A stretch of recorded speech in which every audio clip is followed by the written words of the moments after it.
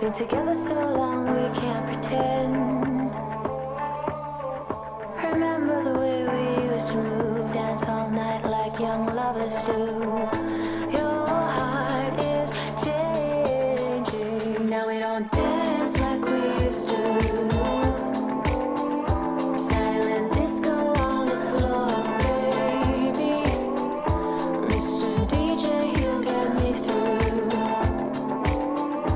When the beat's gone, you can't save me, baby.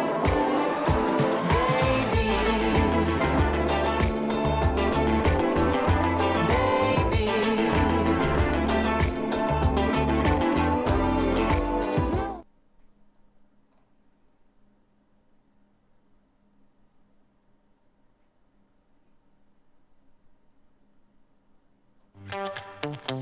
This is Broad Radio for Women's Health Week.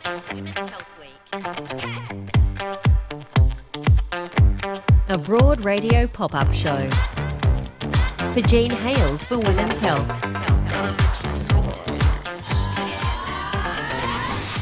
Hello and welcome to this special pop-up show of Broad Radio celebrating Women's Health Week for Jean Hales for Women's Health. I'm Jo Stanley and my co-host today is the gorgeous, I'm so in love with her, Shelley Ware. Hello. Hello, just as in love with you. How are you? Well? I am really well in this Women's Health Week. I feel blessed to be able to say that actually, Shelley, because I know lots of people aren't feeling so well right now.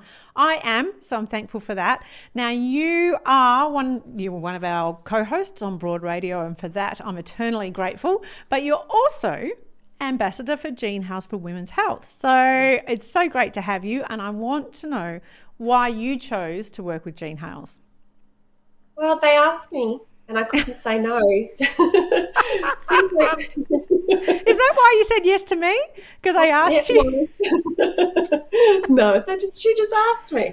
No, well, I only do things that are true to my heart. And the fact that, women's health is obviously important to me, but I wanted to be able to talk to women about experiences that I've had in the past, because I've often had experiences that haven't been positive, where doctors haven't listened to what's happening to me and listened to what's happening to my body. So I wanted to share those stories so people didn't feel like they were alone and that they had someone in their corner that they could reach out to, but also, equate their experience to a no to keep pushing and keep insisting that there's something wrong with me and I need you to listen.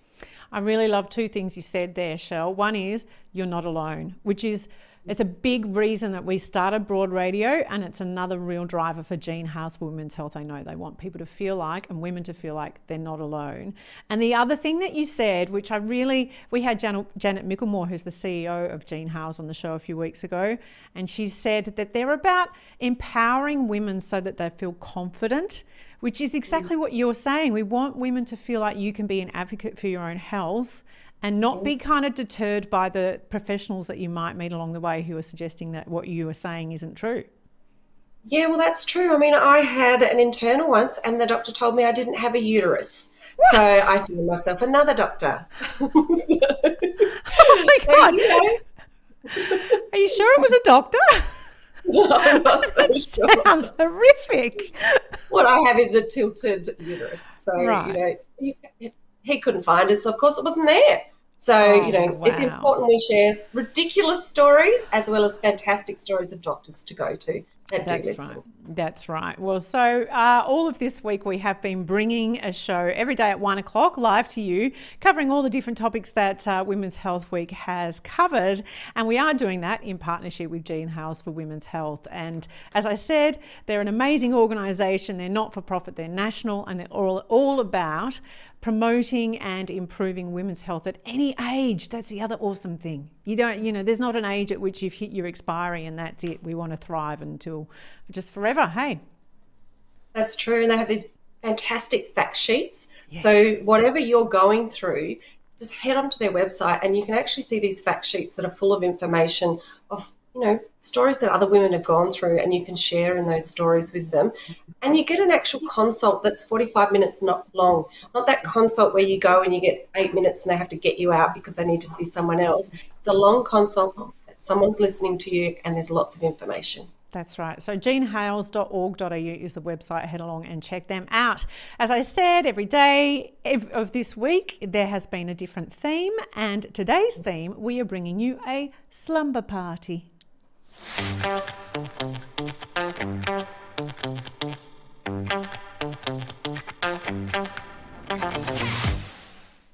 Although in this version of a slumber party, unlike the slumber parties that my daughter wants to go to, Shelley, we do want to sleep. Unlike my daughter, who thinks the best slumber parties are the ones where you stay up all night. Pulling the all-nighter. It's the best thing when you're a kid. I know. And then when we get to our age, we say to them, why don't you want to sleep? It's the greatest gift. Anything in the world is a good night's sleep. I don't understand children. Anyway, we are going to be diving into what are the things that are keeping us up and how can we get a good night's sleep. And to do that, we are welcoming to the show Dr. Moira Junge, who's a psychologist and sleep specialist. Hi there, Moira. Hi, Joe. Hi, Shelley. Oh, Hi, Moira. You've got a lovely, restful voice already. Yes, you might fall asleep. I hope I don't put you to sleep. No, not at all. Before we begin, I should say we want this conversation to be really useful. We want to bring some really helpful tips to you. We want you to be motivated to go and find ways to help yourself in whatever you're struggling with. And we want you to ask questions. So if you are watching on Facebook or YouTube, we invite you to put your questions or your comments in the comments below, and we will present them to Moira as we go along in this conversation. And I know that she's here for you.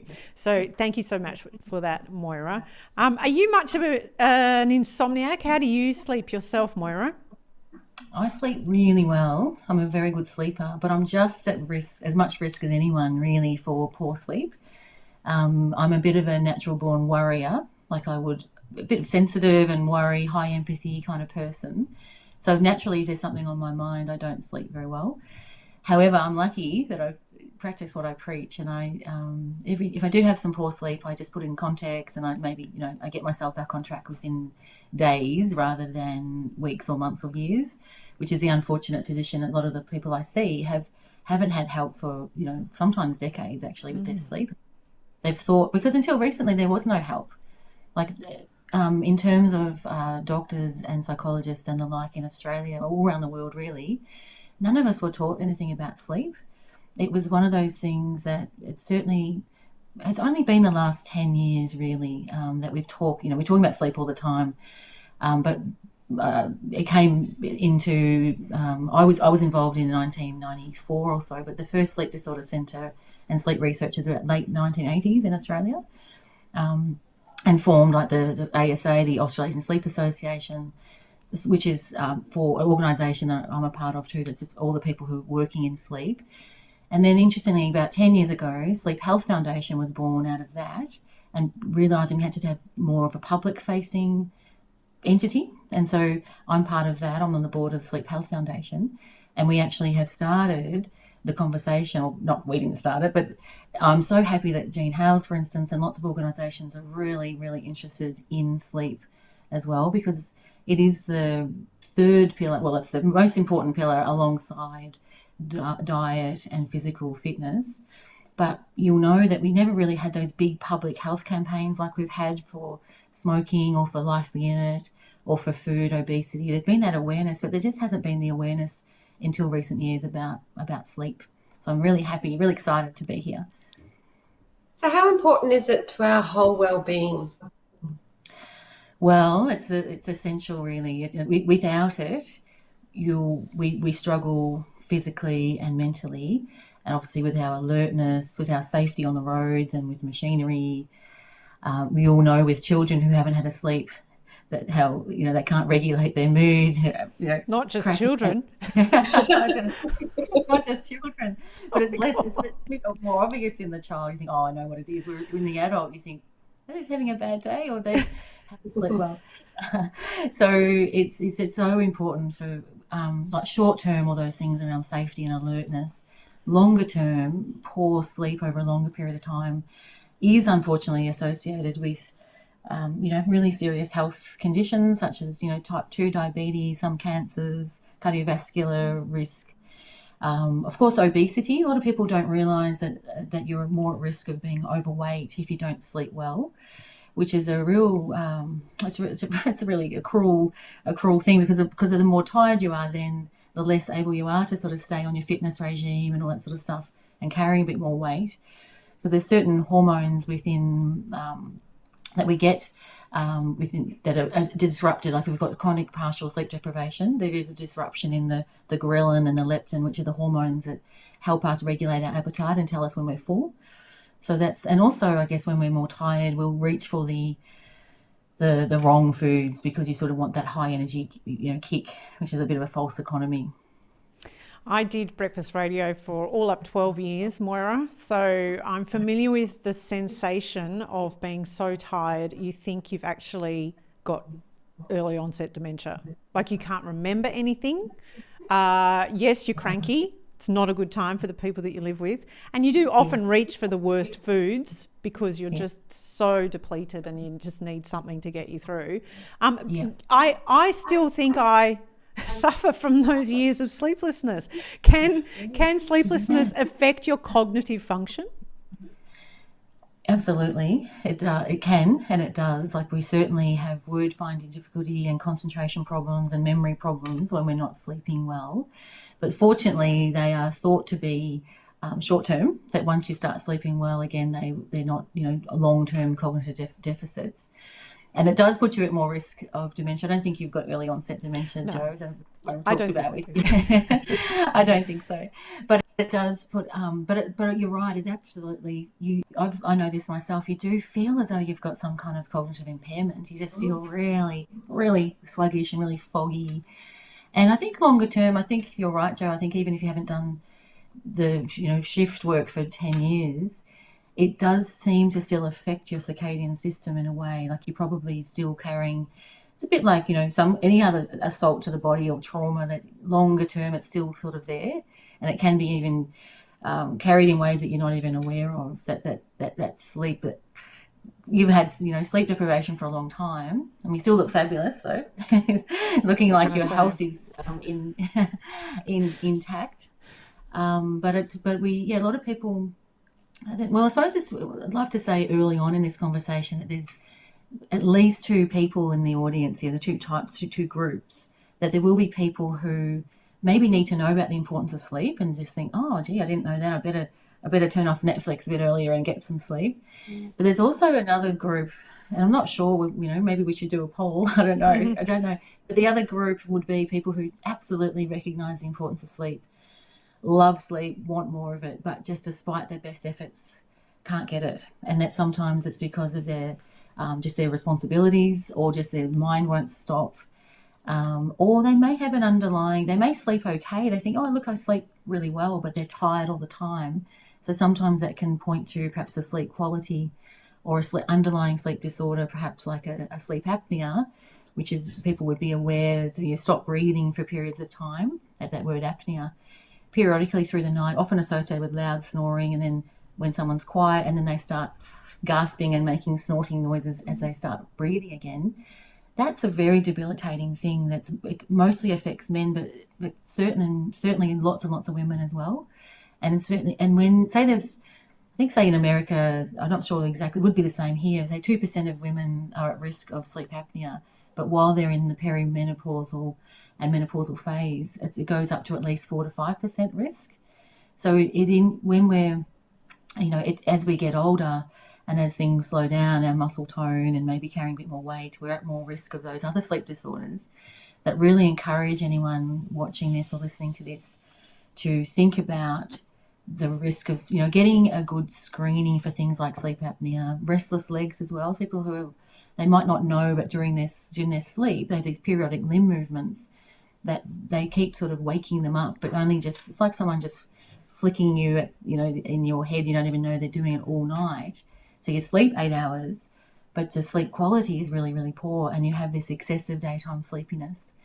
And I had that myself. It's really interesting. I didn't know that I had that. And I did a sleep study as a guinea pig for a friend who was doing some sleep studies. And I thought, oh, I didn't know I had that. And it did account for, I thought, gee, I was feeling a bit sleepy and tired. And I thought it was just because I was, had young children and busy working person.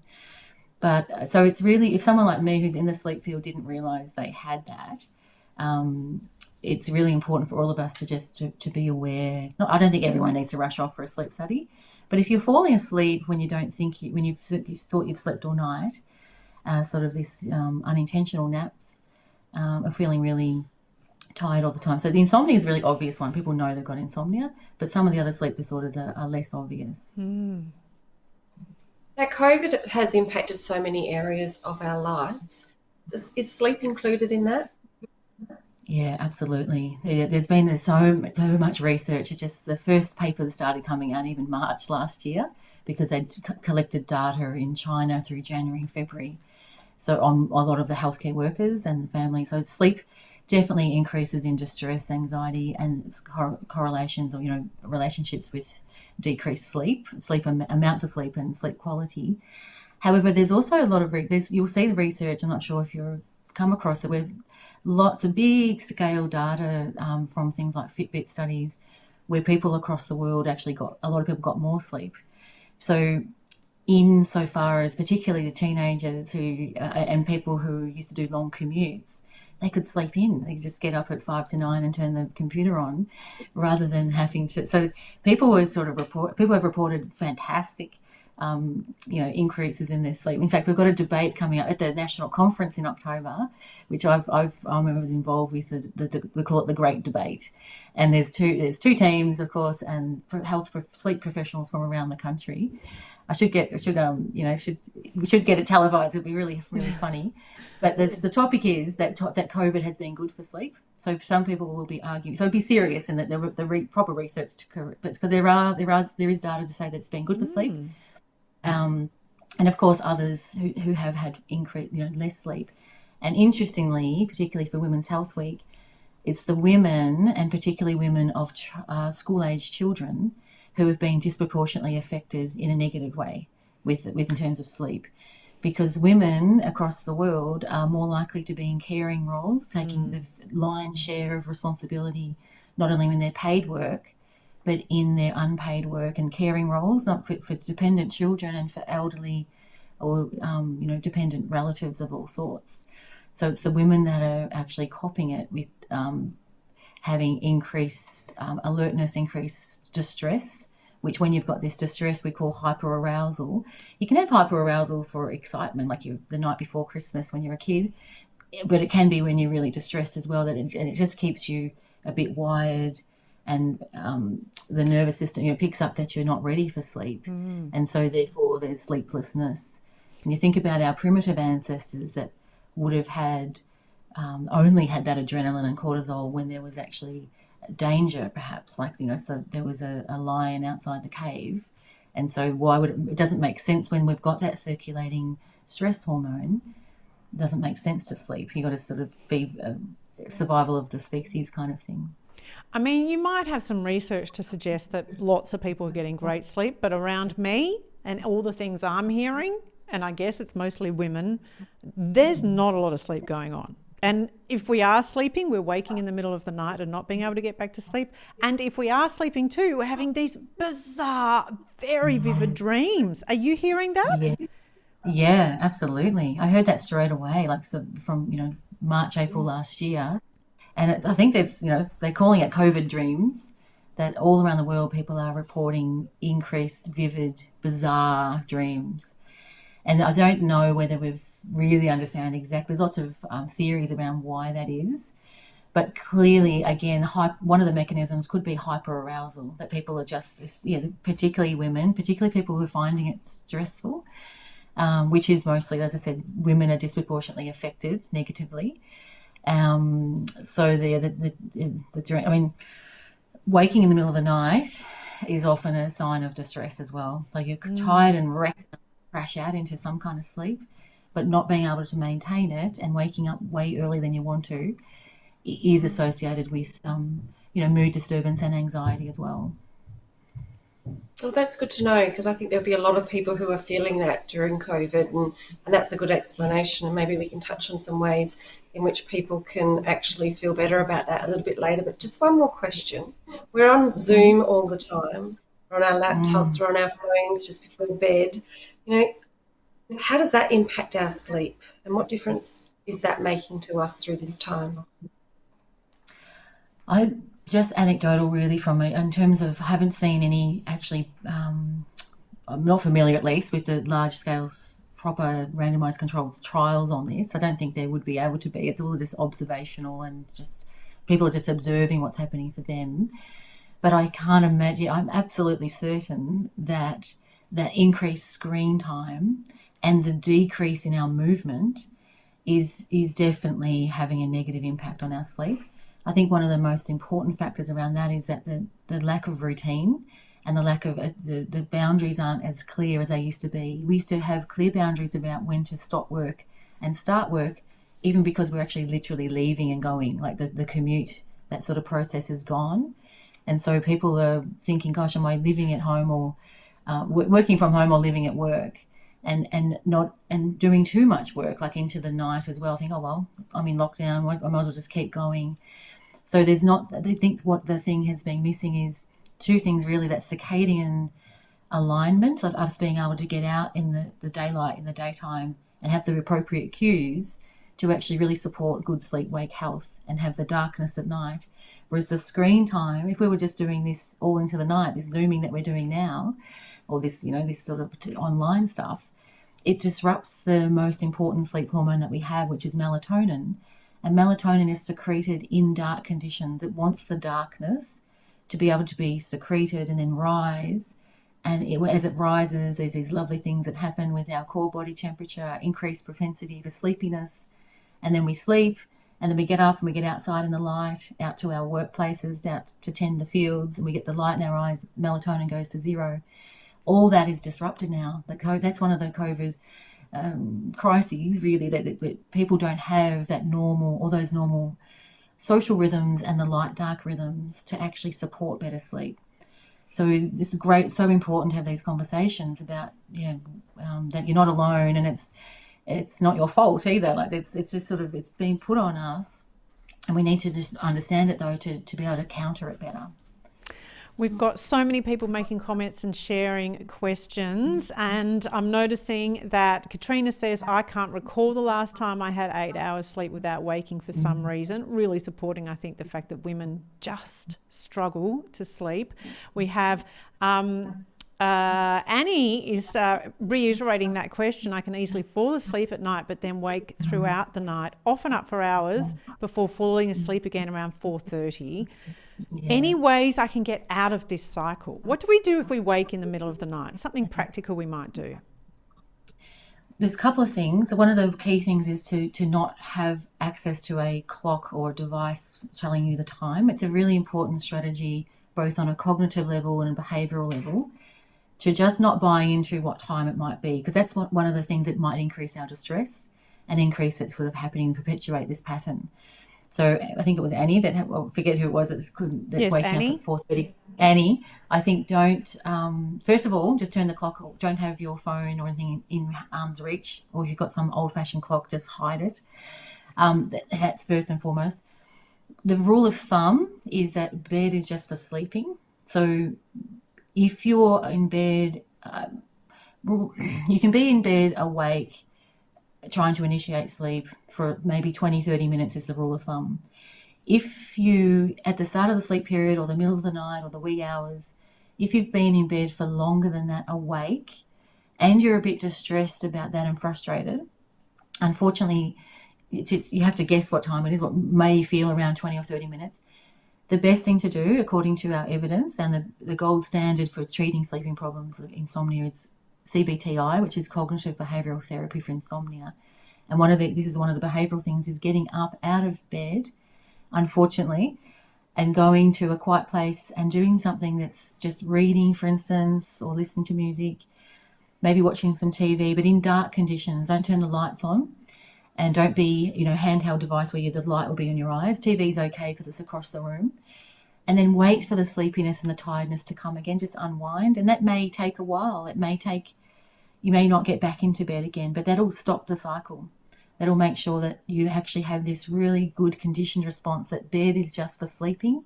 It's not for lying there awake and tossing and turning and fretting and worrying, and it's not for, listening to things in bed, or if you're going to do reading and listening, or get out of bed and do that, so that you have this really strong conditioned response that you know that your bed, your side of the bed, your doona is where you sleep, and not a place of worry and stress and frustration.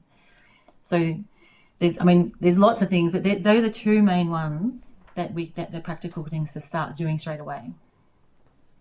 Now, of course, some people actually worry about getting to sleep.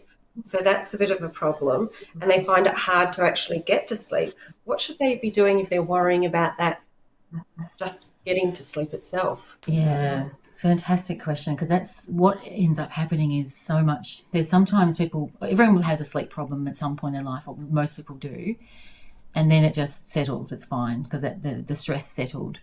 But what can creep in and what happens is when you start getting worried about not sleeping, that you actually have identified that sleep is a problem for you, and you're getting really distressed by that because you hear things like this, you've heard on the radio, you've seen these people talking about sleep and its importance. It's really horrible then when you're not getting it. You just get really distressed. It's a really natural, normal thing, and particularly women, because we need to have that energy for all the extra work that we do, and especially around children or not, but family unpaid work women are doing more of, as well as their jobs as well. So if you're distressed about not sleeping and getting worried about not sleeping, hear it from me and hear it from the people who are working in the sleep field. You can't afford to be worried about that. Yes, we need to prioritize sleep and get sleep, and by all means, everyone needs 7 to 9 hours sleep per 24 hours. Most people do. There's some exceptions that might get by on 6 or so, or feel they need 10. But really, 7 to 9 is what we recommend at the Sleep Health Foundation. And so, but if you're someone who's worried about not sleeping and only getting like 4, the last thing we don't want you worried about it. We want you to think, okay, well, I'm only getting 4. I used to get 6 or 7 or 8 at some point in my life. So I will just live with my 4 or 5 and reduce my distress around it. Match the time in bed with the realistically amount of sleep I'm going to get. So someone if there's people who say they're just going to bed at 10 because they think they should, but they're not sleeping till, say, 12:30 or 1 or later, I would say to you, don't get into bed till well after 12. Just don't do it at the moment, just temporarily, but it'll take just a matter of weeks, and you train yourself to be able to actually get your sleep will be much better. You actually have this formula that bed is just for sleeping, and then reduce the distress around it. Increase your you have a sort of mild sleep deprivation, which helps build sleep need, and you get your circadian system sorted. You get up for a morning walk no matter how tired you are, and you build this sleep need and go back into bed only when you're sleepy and tired. So so people who are just stressed around sleep, sit up later, do some non-stimulating activities. Don't be on a computer, don't be on a handheld device of any sort. And wait for the sleepiness to come, and don't fret that it's, oh my gosh, it's 10:30, it's midnight. Don't look at the clock. Just have that, because you lose your confidence in your systems. The brain and the body knows what to do. If there's no distress, the sleep will come. It will come back gradually, but it's never going to come when there's distress about it, because of that thing we talked about earlier. It just doesn't make sense to sleep while you're distressed. I love that. You just have to do what you can to calm yourself and trust that it will come. Yes.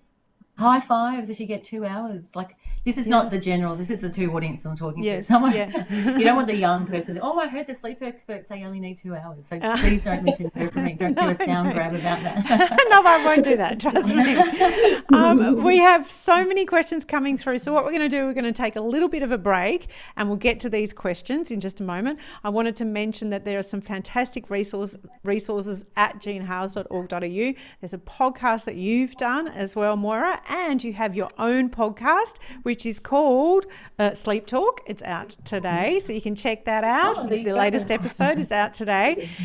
You can also catch up on all of our episodes from Women's Health Week via podcast. We have a podcast, Broad Radio on the Go. They'll all be there over the next week or so, and also on YouTube as well.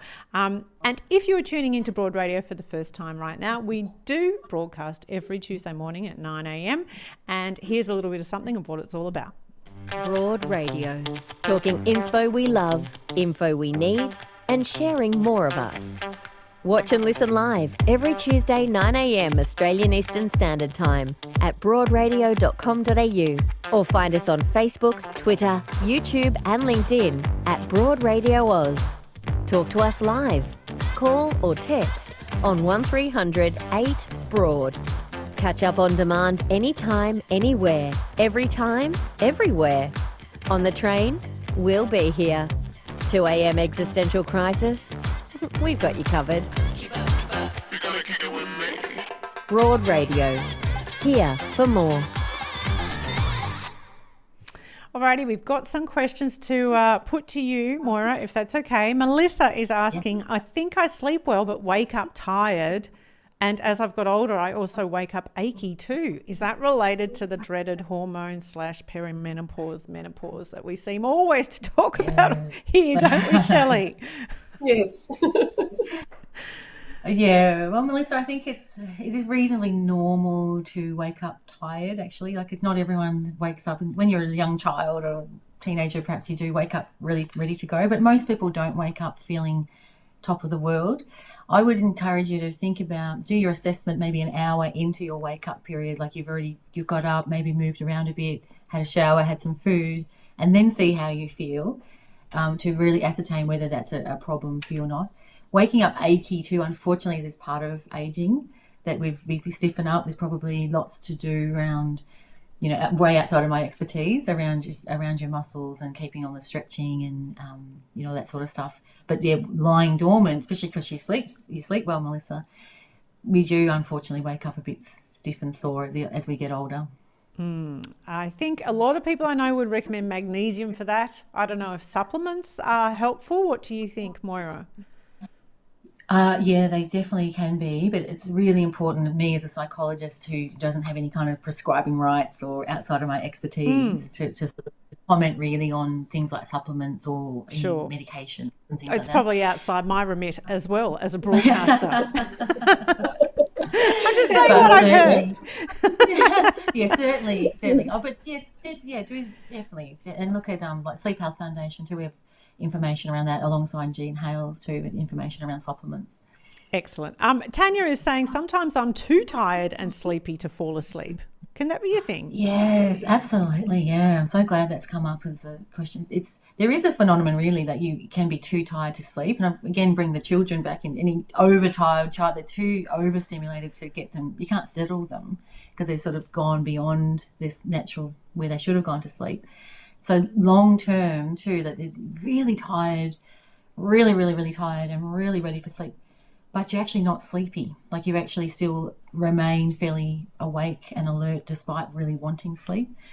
So unfortunately, that's just a really awful thing. Part of long-term sleep deprivation and getting overtired that can happen, which is a cruel, vicious cycle people can get into. So I think the same things we just talked about though will apply, like just sitting up a bit later, waiting for your arousal and stress to settle. And then you should, there will be a time where the sleepiness, there's a sleep drive that we have, a sleep pressure, that should just get high enough that eventually you will go to sleep, particularly if you're not clock watching and monitoring how many hours you're missing out on. And I think that's an important thing. But yeah, funnily enough, like people like marathon runners or the Tour de France, I would think that when you think you'd go to sleep really well after 200 Ks of riding up hills in the heat, yes, I would think that they would, but they don't sleep all that well because they're overdone, overstimulated, sort of too tired. There is a point where you're sometimes too tired to sleep well, but that'll settle. It'll settle once, it settles in a number of days once you not get freaked out by that. And Ceci's asking, how important is a sleep routine? Ultimately important. These great questions. I know. It sounds like I planted I planted them because they're all my sisters. Yeah. Most important thing really ever, I should have been the first thing I said. Like we touched on it with the COVID stuff and why that's such a problem. It's because of the lack of routine. So I should have been more explicit then that it's ultimately everything really. Our sleep-wake health is very much tied to our routines, and when we put ourselves in light and dark conditions and have predictability with our meals. And so I often say to people, like, just become really boring. Like, you've got to age yourself to what your grandparents do. just same thing, same day. If you're having sleep problems, don't do that until you have to later on, when those routines are just because they're slowing down and they like to have a quieter life. But if you're having sleep problems, it's really, really important to start thinking about the importance of a routine and getting up around the same time every day, 7 days a week, plus or minus, half an hour if you really want to sleep in every now and then, to get that light in your eyes and start building your sleep need. So if you're an 8-hour sleeper, you need to be awake for 16 hours and build up that sleep pressure to earn the right to get your 8 hours sleep. So you may as well get up at the same time, because if you get up at midday, you're not having your 16 hours to get back to sleep at a reasonable time. So that's the idea of the routine. It's around really supporting our circadian system. And our circadian system is one of the most important things with regulating our sleep, regulating everything, our appetite, even our performance on tests and things. We have a different peak in the day where we might be more alert. So it's and our mood regulation. Like, we know a lot more now around depression. When we've known it for years around winter depression, like, SAD, seasonal affective disorder, that it's very much implicated, like the daylight with the amount of with depression, and therefore there's links, of course, with our ability to initiate and maintain good sleep. And sleep, we can tell I'm a big advocate for sleep. It's essential. It's absolutely as essential as our water and our food, our moving our body. Like, it really is. The only cruel thing around it, though, is you can have much more control over how much water you take and how much you move your body and what you put in your mouth. Sleep is a different sort of thing. You can say to someone, hey, have you heard you need 8 hours sleep every night? And the most conscientious person won't necessarily be able to do that, because of these it's a bit complicated, because we can be just a bit wired, like, our mind's too active. We can have circadian disruption. We're just, bad habits. Sometimes we might be snoring and not know that's going on. So there's all these sort of complicated things, which, and then, of course, as we were talking before, someone who's really worried about sleep, and the more they're trying then, and they're listening into things like this, because they're getting a bit worried about it, and putting sleep effort in, what we call sleep effort, like putting in too many things, really, like, I must be a bit too rigid. It's fair enough getting up at the same time every day, that's fine, but we can't be too rigid about everything else, because you're not really meant to go to bed until you're sleepy and tired, that you're ready for that. Definitely have a routine, like aim for around 11 or something, but don't be too distressed if you think, oh, can't sleep. Think, oh, it's okay. I'll wait until I'm sleepy, and I'll listen to my circadian system and my body clock in the first instance, and get what sleep I can get and celebrate that. And then eventually, in a matter of weeks, I'll be back on track.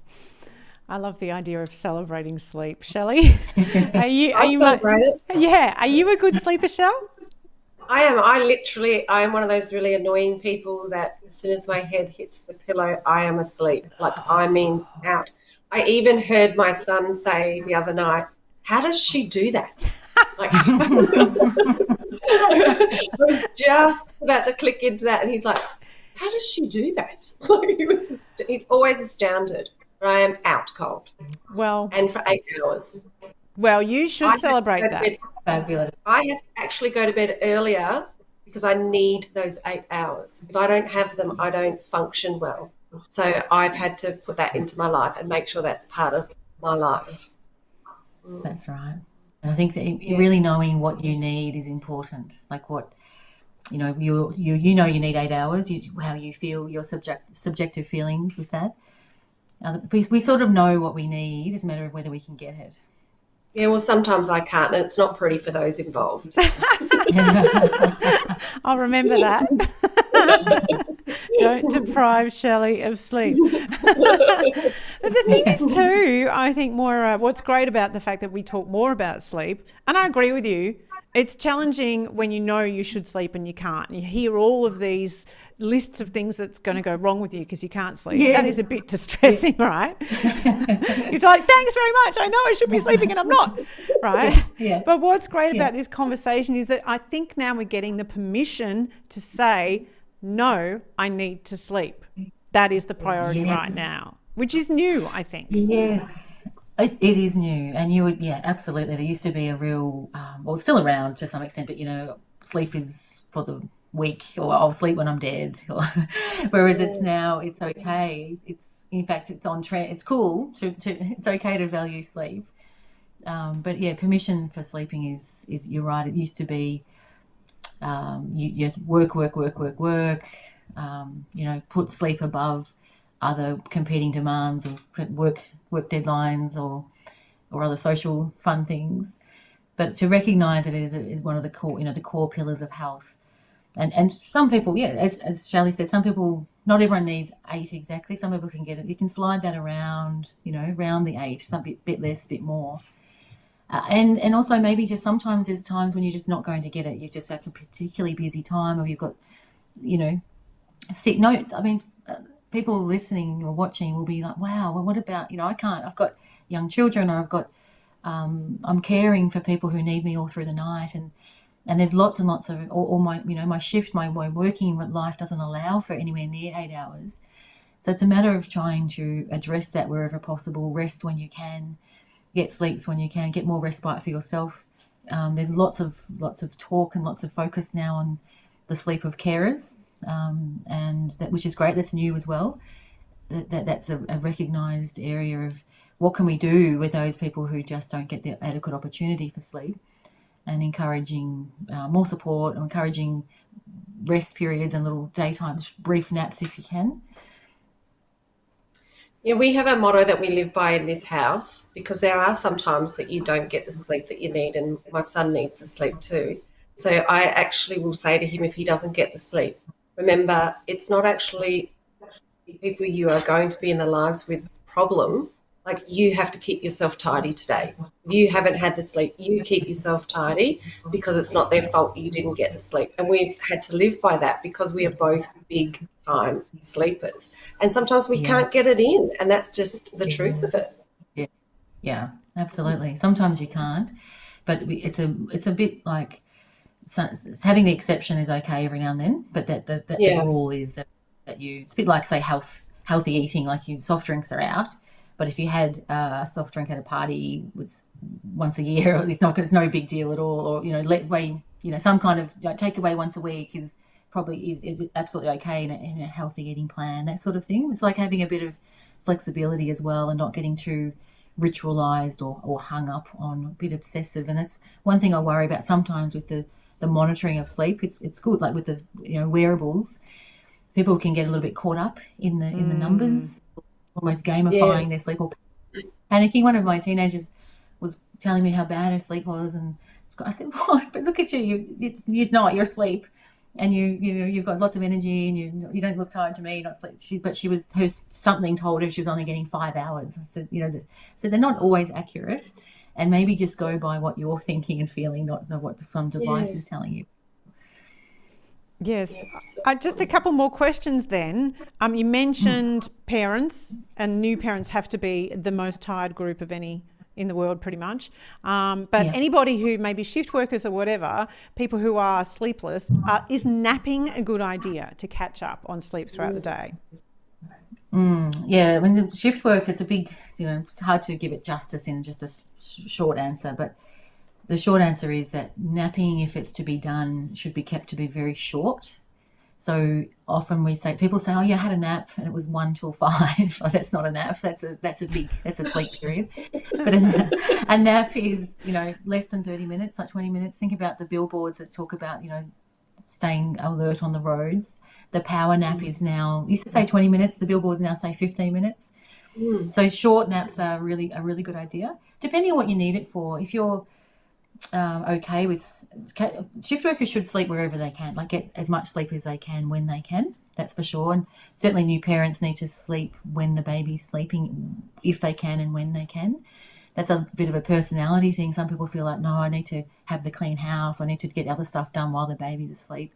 But really would encourage you to try, when you've got limited opportunity for sleep, trying to just take anything you can when you do get an opportunity to take it. So naps are good if they're short. Longer periods or too late in the evening, of course, will interfere with your ability to get a good sleep. If you don't have that sleep pressure that we were talking about before, that building up a bit of sleep need. It's like turning up to a Christmas lunch and you've already eaten. You're not going to enjoy it as much or fit as much in. So sleep, you want to make sure that you're hungry for sleep, if you know what I mean.